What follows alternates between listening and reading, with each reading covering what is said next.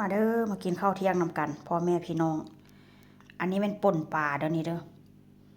ป่นปลาใส่ผักเผ็ดดิบใส่ผักเผ็ดแห้งแล้วก็ใส่ขิงนำมื้อนี้บ่ได้กินกับข้าวเหนียวเด้อมื้อนี้เด้อสิกินกับข้าวปุ้นน้ำป่นพวกได้เคยกินเด้แซ่บอะแท้ว่าพี่น้อง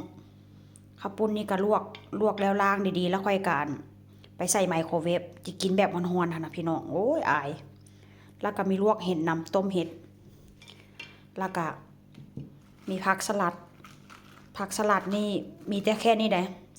ผักซีก็บ่มีพี่น้องผักซีสะระแหน่ก็บ่มีแต่ว่าก็คิดว่าจะกินซ้ำนี่แหละว่าเส้นซะวันนี้เป็นวันอาทิตย์เด้มันไปหาซอกซื้อผักยากเขาเจ้าปิดร้านหมดร้านแขกเขาเจ้าก็เปิดแต่ตอนเช้าพี่น้องมื้ออื่นพุ่นละวันจันทร์สิไปซื้อผักเข้าบ้านสิไปซื้อกับข้าวกับน้ำเข้าบ้านพี่น้องเลย